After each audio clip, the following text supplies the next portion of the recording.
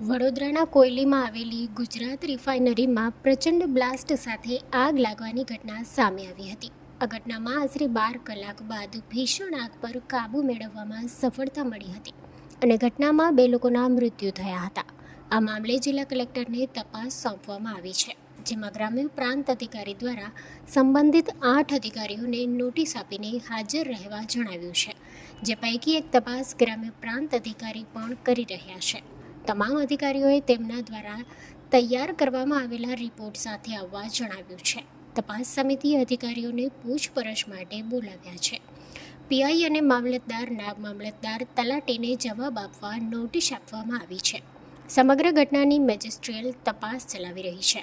તમામ એજન્સીઓની તપાસ અંતિમ તબક્કામાં છે. ગ્રામ્ય પ્રાંત અધિકારી દ્વારા સંબંધિત 8 અધિકારીઓને નોટિસ પાઠવવામાં આવી છે અને હાજર રહેવા જણાવ્યું છે. તપાસના ભાગરૂપે વડોદરા ગ્રામ્ય મામલતદાર, IOCLના એક્ઝિક્યુટિવ ડાયરેક્ટર, સાઇટ કંટ્રોલર અને ચીફ કંટ્રોલર, કોયલી પોલીસ મથકના પીઆઈ, ઔદ્યોગિક સલામતી અને સ્વાસ્થ્ય વિભાગના ડેપ્યુટી ડાયરેક્ટર, કોયલીના તલાટી અને એક્ઝિક્યુટિવ મેજિસ્ટ્રેટ, નાયબ મામલતદારને નોટિસ મોકલવામાં આવી છે અને વિગતવાર અહેવાલ સાથે હાજર રહેવા જણાવ્યું હતું. બ્યુરો રિપોર્ટ, સત્ય ડે ન્યૂઝ. અમારી ડિમાન્ડ છે, આજે જાહેર એક સભા રાખવામાં આવી છે, જે IOCL ની અંદર જગ્યા ક્યાંય બ્લાસ્ટ હોય તેને અંતર્ગત તપાસ કરવામાં આવી છે અને IOCL ને તમામ અધિકારીઓને જે લાગતા લોકોને નોટિસ મોકલવામાં આવી હતી. જે પેપર આઉટ થયું હતું ગઈકાલે ને તેમને આજે હાજર રહેવાનું ઉલ્લેખ કરવામાં આવ્યો હતો.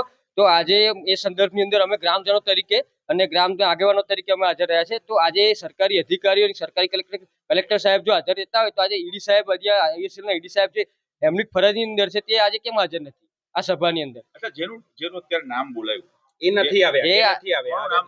આજે એક્ઝિક્યુટિવ ડાયરેક્ટર નું નામ બોલાયું છે, આજે ઈડી કહેવાય એને. આજે એ આવ્યા નથી અને એમની જગ્યાએ લેન્ડ એક્વિઝિશન ઓફિસર છે, એમના જે નીચેના અધિકારીઓ છે, એ એમની જગ્યાએ ગયા છે. તો એમની સત્તા જ નથી. બરોબર. ચર્ચા કરી રહ્યા હતા. સમગ્ર બ્લાસ્ટ થયો, કોઈ જગ્યાનો અભાવ હતો, કોઈ તકલીફ લાગી રહી હતી, શું શેના કારણે બ્લાસ્ટ થયો? બ્લાસ્ટ તો હવે જો એ લોકોની કોઈ ને કોઈ મિસઅન્ડરસ્ટેન્ડિંગ કે કોઈ લોકોની બેદરકારી જ કહેવાય. કેમ કે આટલી મોટી રિફાઇનરી અંદર જો એ લોકો વિકાસના દાવા અને સેફટીના દાવા કરતા હોય, જ્યારે અમારી રજૂઆત આગળ પણ નવા બ્લાસ્ટ બને એની અંદર અમે કરેલી જ છે. અને સમસ્ત ગ્રામજનો આજુબાજુમાં જે રસ્તાઓમાં જે ડિઝાસ્ટર થાય ને જ્યારે પબ્લિકની ઉપર જે પ્રેશર આવી જાય ને, પબ્લિક સમસ્યાઓ મુકાય છે, ત્યારે બી અમે રજૂઆત કરી છે.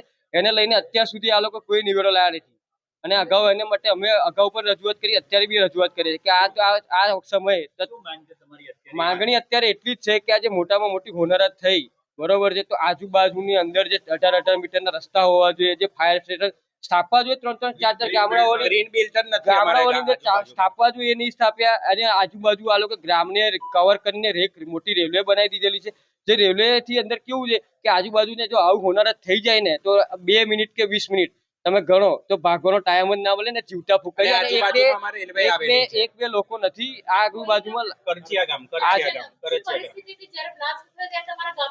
પરિસ્થિતિ શું હતી? પરિસ્થિતિ એટલે તમે ગામની અંદર તપાસ કરી હોત તો આજે અંદર ઘરની અંદર લોકોના વાસણ પડ્યા છે, સામાન પડ્યો છે, લોકોના બારીઓના કાચ બ્લાસ્ટ એટલે આજે ભૂકંપ કરતા પણ ખરાબ ધ્રુજારી કહેવાય ને, એવી ધ્રુજારી લોકોના ઘરની અંદર ક્રેક આવેલી છે. આ બ્લાસ્ટની ઇફેક્ટ એટલી ખરાબ થયેલી છે.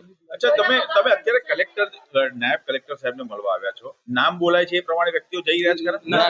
ના, આજે એક્ઝિક્યુટિવ ડાયરેક્ટર ઈડી સાહેબ નામ બોલાવ્યું તો આજે જવાબદારી હોય બધાને, પણ આજે 1 કલાક સમય કાઢીને એમને આવવું જોઈએ ને.